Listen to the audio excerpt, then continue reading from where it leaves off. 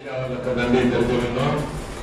தொடர்ந்து மிக நீண்ட நாட்களாக தலைமை ஆசிரியராக பணியாற்றி தொடர்ந்து முழுத்தொண்டு ஆற்றிக் கொண்டிருக்கின்ற சின்னசேலம் தலைமை ஆசிரியர் ஆர்வம் அவர்களை தன்னுடைய கருத்துரை வழங்குவதை அன்புடன் வாரிய தமிழ் பெரிய தமிழ் இயக்கம் விழாவினுடைய தலைவர் உள்ளிட்ட அனைத்து தமிழ் ஆர்வலர்களுக்கும் என்னுடைய முதல் வணக்கத்தை குறித்தாகின்றேன். தமிழ் மொழி எங்கும் தமிழ், எதிலும் தமிழ் இருக்க வேண்டும் என்பதுதான் இந்த இயக்கத்தினுடைய கோட்பாடு. இந்த இயக்கம் தொடர்ந்து போராடி கொண்டே வருகிறது. நாம் ஒரு காலத்தில் ஆங்கிலேய நேரத்தில் இருந்து இந்த நாட்டை பெறுவதற்கு போராடினோம். இன்றைக்கு தமிழன் ஆண்டு கொண்டிருக்கின்ற, தமிழை போற்றிக் கொண்டிருக்கின்ற இந்த ஆட்சியாளர்களிடம் இருந்து நாம் தமிழ் மொழியை வளர்க்க, தமிழ் மொழி எல்லாவற்றையும் சிறக்க வேண்டும் என்று நாம் இன்றைக்கு நாமே ஆண்டு கொண்டிருக்கின்ற தமிழை தமிழ் ஆண்டு கொண்டிருக்கின்றவர்களை சார்ந்து போராடி கொண்டிருக்கின்றோம். ஏன்னா இன்னைக்கு ஆட்சியாளர்கள் யாருன்னா தமிழ் படித்தவங்க, தமிழ் விருப்பமுடையவங்க, தமிழ் மொழி வளர்க்கணுங்கிற ஆர்வமுடையவங்க, தமிழ் விருது கொடுத்துக் கொண்டிருக்கக்கூடியவர்கள்.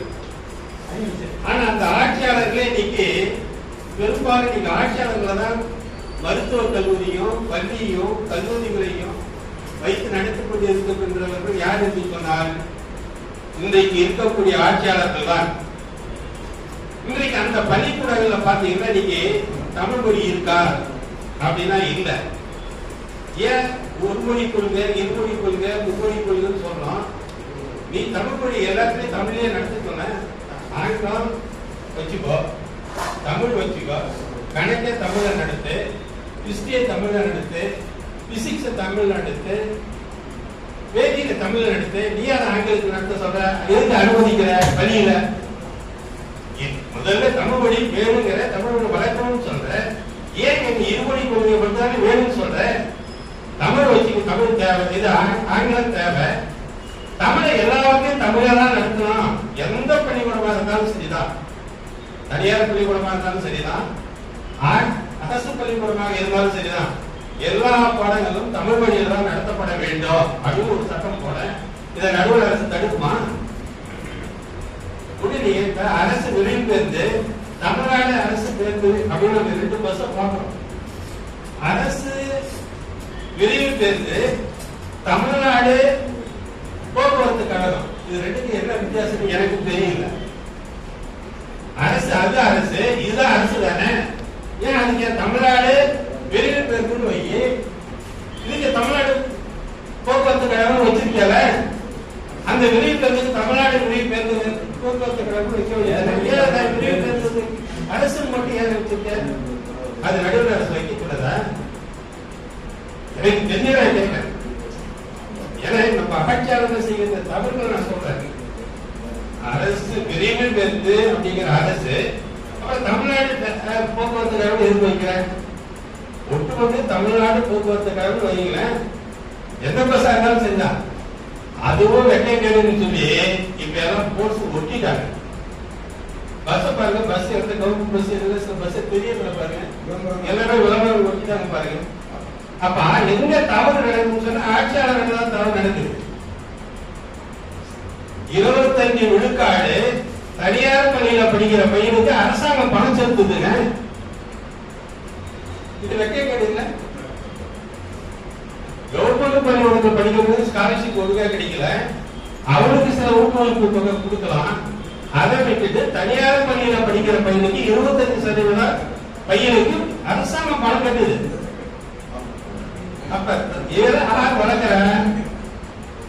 ஆட்சியாளர்கள் வளர்க்கிறாங்க. ஆட்சியாளர் ஆட்சியாளர் தான் பள்ளியோட நடத்தலாம். ஒரு பழக்கம் சொல்லுவோம், படிச்சும் பாடம் நடத்தலாம், படிக்காத பள்ளியோட நடத்தலாம்னு சொல்லுவோம். அது சொல்லுவாங்க, கேட்டுக்கே சொல்லுவாங்க. படிச்சவங்க பாடம் நடத்துறாங்க, படிக்காதவங்க பள்ளியோட வச்சு நடத்தலாம் அப்படின்னு சொல்லி சொல்லுவாங்க. ஏன்னா அங்க நடக்கிறது அப்படிதாங்க. ஏன் நீ ஒரே சட்டம் போட, எல்லா பாடங்களும் தமிழ்ல தான் நடத்தணும். இப்ப சொன்னாங்க 20 மார்க் எடுக்கிறான் வெட்கக்கேடா இருக்குன்னு சொல்லி சொல்றாங்க இல்லீங்களா? 20 மார்க் எடுக்கிறது வெட்கக்கேடுதான். ஏன் வெட்கக்கேடு? இப்ப எம்ஆர்பி வைக்கிறான், மெடிக்கல் ரெக்ரூட்மெண்ட் போர்டு வச்சிருக்கான். அதுல மெடிக்கல் ரெக்ரூட்மெண்ட் போர்டுல எழுதுறவன 20 மார்க் தமிழ் எடுத்தாலும் பாசுங்கிறான். அவன் 5 வருஷம் கழிச்சுதான் மீண்டும் தமிழுக்கு வரான். எங்க படிக்கிறான்? மெட்ரிகுலேஷன்ல படிக்கிறான். மெட்ரிகுலேஷன் ஒரே ஒரு சப்ஜெக்ட் லாங்குவேஜ் படிக்கிறான். அந்த ஒரு சப்ஜெக்ட் லாங்குவேஜ் படிச்சவன் அங்கே எம்பிபிஎஸ் படிக்க என்ன செய்வான்? மறந்துறான். அவன் போய் 20 மார்க் யாராவது எப்படி எடுப்பான்? யோசனை பண்ணி பாருங்க. அப்படி எல்லாமே தமிழ்லயே நடத்தினா அவன் ஏன் தமிழ்ல ஃபெயில் ஆவான்? 86 ஒரு ரீவு நான் சொல்றேன். அப்பதான் முதல் பேப்பர் செட்ட போறோம். அப்போ ஒரு இன்ஸ்ட்ரக்ஷன் கொடுத்திருந்தாங்க, தமிழ்ல 90க்கு மேல போடவே கூடாது அப்படின்னு சொல்லி அறிக்கை போட்டுட்டாங்க. ஒரு சட்டம் சொன்னாங்க. அப்ப ஐயா ஜெயராமன் ஐயாவும் இருக்காரு. கடலூர் சென்சஸ் நாங்க பேப்பர் டேரேஷன் இருக்கோம். அப்ப பிரெஞ்சு எழுதுறான், தெலுங்கு எழுதுறான், கன்னடம் எழுதுறான். தமிழுக்கு பேர தெலுங்கு எழுதுறான், பிரெஞ்சு எழுதுறான். அதுக்கு அந்த சட்டம் இல்லைங்க. அன்னைக்கு நான் 86 நான் சொல்றது, அதுக்கு அந்த சட்டம் இல்ல.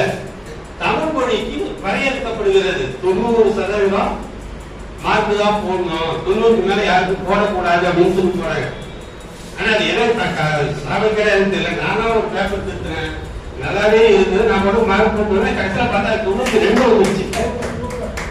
92 வந்துருச்சு. இது உண்மையை நடந்த நிகழ்வு ஐயாவுக்கு தெரியும். 92 மார்க் வந்தது. எங்க சி, அப்ப சி இருந்தாங்க தலைமை கண்காணிப்பாளர். அப்புறம் உதவி இருப்பாங்க. சி வந்து தமிழோட 90 மேல போடக்கூடாதுன்னு சொல்றான். நீ 92 போட்டு எனக்கு சொல்லிக் கொடுத்த தலைமை ஆசிரியர் எனக்கு முதன்மை கண்காணிப்பாளர் இருக்காரு. அப்புறம் அவர்கிட்ட நான் தான் போய் சொன்னேன், இதை 90க்கு மேல போடக்கூடாதுன்னு சொல்லி சொல்றாங்களே, தெலுங்குல போட்டுதான் மலையாளத்துல போட்டுதான் அதை திட்ட சொல்லுங்க. நாம இதை திருப்போம்னு சொன்ன உண்மையிலேயே சொன்னோம். உண்மையிலே அவர் தான் கடவுள் தான், அவருதான் தமிழ் பற்றாரு. அவர் உடனே என்ன பண்ணாரு, துணைக்கிட்ட போட்டு மாசிட்டு கொடுத்துட்டார். நானும் திட்டு அவரும் கொடுத்துட்டாரு. அப்ப பொண்ணு அங்கமுத்தங்கிறது வந்து சிஓ உதவி கல்வி அல்லவர் 92 மாற்றி கொண்டுடுவாங்கன்னு சொல்லி சொல்றாரு. இது முடியாது. ஏன் முடியாது? மலையாளத்துல 92 போட்டுதான், 95 போட்டுதான், பிரெஞ்சுல 92 போட்டுதான், 95 போட்டுதான். அதுவும் லாங்குவேஜ், இதுவும் லாங்குவேஜ் தான்.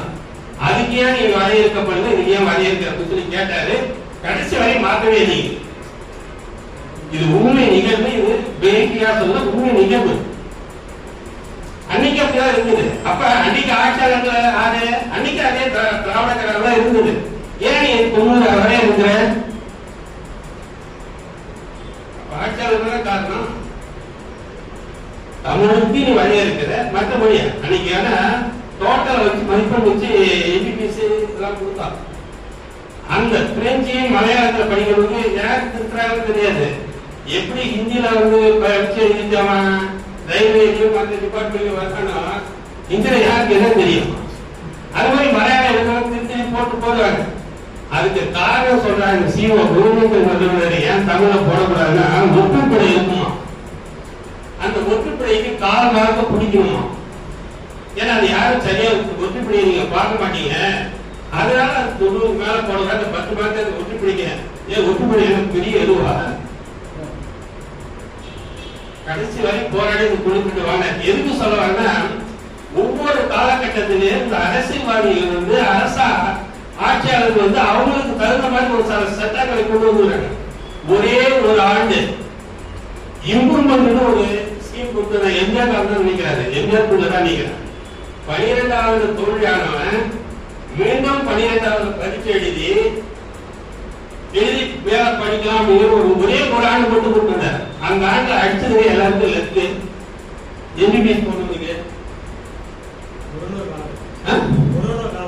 அது ஒரு காலகட்டம். அதெல்லாம் ஒரு லட்ச அது அப்ப அங்க நடந்த யாரு ஆட்சியாளர் பண்ண தப்பு ஏன் யாரை கொடுக்குற இம்ப்ரூவ்மெண்ட் எது கொடுத்த அந்த ஒரு ஆண்டு மட்டும் அந்த பலன் அடைச்சுட்டாங்க. அது இப்படி அதை கண்டினியூ பண்ண வேண்டியதானே பண்ணுங்க. அதுவும் ஒவ்வொரு காலகட்டத்திலும் ஒவ்வொரு ஆட்சியாளரும் ஒவ்வொரு தவறு செஞ்சுட்டாங்க. ஒரு காலத்துல 86, 87, 88 சரியா தெரியல. தமிழ் மொழியில படிக்கிறதுக்கு அரசாங்கம் பணம் கொடுத்து படிக்க வச்ச காலங்கள் இருந்து தமிழகத்துல. ஐயா தெரியல, தமிழ் மொழியில யார் பையனுங்க சேர்ல கல்லூரியில, ஏன்னா ஆங்கில வழி தமிழ் வழி ரெண்டு வழி. ஆங்கிலத்துல படிச்சாதான் வேலை கிடைக்கும், தமிழ்ல படிச்சா வேலை கிடைக்காத ஒரு காலகட்டத்துல தமிழ் வழியில படிக்கிறவங்களுக்கு 600 ரூபாய் இன்னொரு ஸ்டைபண்ட் கொடுத்தாரு. கலைஞர் பிள்ளைதான் கொடுத்தாங்க. 600 ரூபாய் கொடுத்து படிக்க வச்சாங்க தமிழ் மொழியை, தமிழ் வழியில படிக்கிறதுக்கு.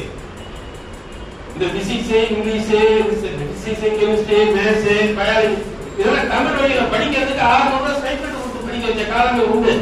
அன்னைக்கு அதை செய்ததான் ஆட்சியாளர்கள் தான். இன்றைக்கு இதை செய்து கொண்டு இருப்பது ஆட்சியாளர்கள் தான். ஆட்சியாளர் மாறினாலே ஒழிய யாரும் இதை மாத்துறது கஷ்டம். எல்லாருமே ஒவ்வொருத்தருமே இப்ப ஐயா சொன்ன நடுவரசு ஏன் பயப்பட மடியில கனல் வழியில பாடல் இல்லை. கலைஞர் காலத்திலேயே காங்கிரஸ் எழுத்தவர்கள் கலைஞர் அவர் ஒரு ஊழல மாற்ற பிறகுதான் நேரின் வகைவா நிலையான ஆட்சியை தரு என்று சொன்னது அவர்தானே. முதல்ல காங்கிரஸ் எழுத்தவர் அவருதான்.